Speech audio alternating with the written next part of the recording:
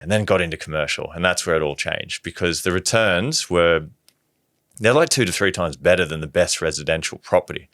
And to put that in perspective, like, look at Auckland, for example. You know how everyone quotes like the yield's 5 or 4%. That's really a gross return. So you got to, I guess, pair that back to net returns. So by the time you pay your maintenance, insurance, property management fees, all of that, plus all the other costs that go into it, you're really going to be sitting on probably a 2.5% net return. But I was buying commercial properties with 7, 8, 9, 10% net returns. So multiple times better, and the equation got pretty good after that. Well, I suppose once it starts compounding as well, the growth is so much faster than that resi space. When you've come to New Zealand, have you noticed that we are pretty down the path of A, residential, but B, even the negatively geared or not really making any money in terms of rent minus the expenses, but the hope is, the capital growth will be there. This definitely makes sense. Have you noticed this in the culture? Oh, big time. And Australia was like this just 10 years ago. So there's a lot changing in both markets at the moment. And the real issue is the interest rates and how low the yields have got. So residential property, it doesn't work to go buy 10 houses and negatively gear it, especially now that rates are higher, and they may stay higher, they may go down. It doesn't matter. Yeah. It's more the fact you're sitting on a 2, 3, maybe best case 4% net return in your residential properties. And you can't retire on that. Like you guys know how important it is, to build an efficient income for retirement.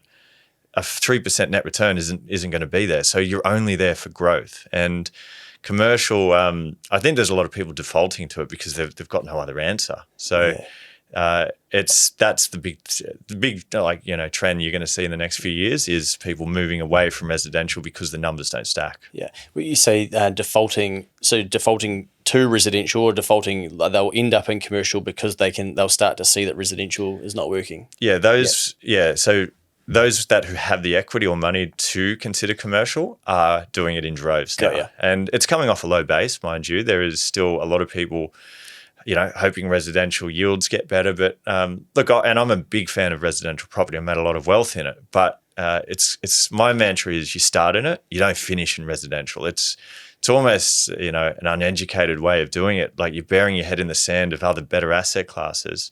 But you don't start commercial. Like if you start in commercial property, you may get it wrong, because the great thing about residential property is you're kind of protected because it's such a low risk asset class. I'm saying that, with mindful that prices have fallen a fair bit in recent times, but if you buy and hold long term, it's pretty hard to go wrong in that asset class. But commercial, you got to get it right. But the benefits of getting it right is your return is going to be better.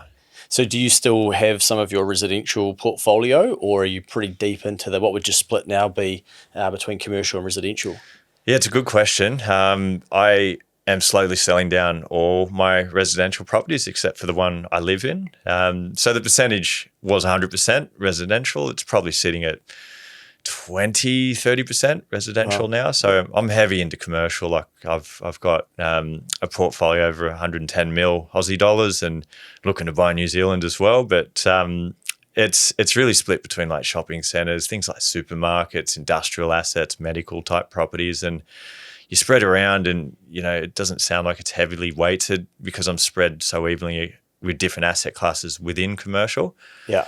But yeah, the residential, they just cause headaches. Like we've all heard the, stories of someone who's got a few properties and it's just maintenance bills going out every day. Like I'm not even kidding. I got a bill this morning for $58,000 to replace a roof on my first property I bought in 2010. And it's like, do I just sell it? Because it's such a dump. Like is it worth putting that capital into it? Because all that capital growth is good in it. This is one of those things all those spreadsheets forget, how much money you're putting back into it to maintain that capital growth. Are there renovations in it to contribute to growth? So the numbers aren't always as good as they look. And I suppose now with the lessons and the knowledge you have the opportunity cost of capital, right? So you look at it and go, do I put 58 into that to fix the roof, or should I be, taking that cash out and investing it and increasing that commercial portfolio even further, or whatever it could be, asset of choice? Yeah, 100%. And like the great thing is, like every time you leverage out of residential, you're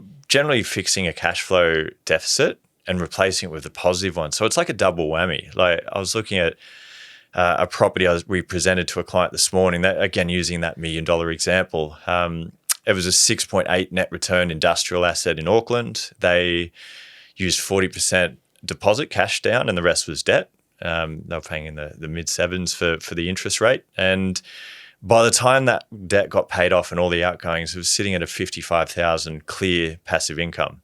Now, if you put that same $1 million into 3 residential properties around New Zealand, based on a gross yield and pay the outgoings, you're going to be looking at about a negative $60,000. So negative 60 grand versus positive 50, 55, like it's $115 grand difference. Huge.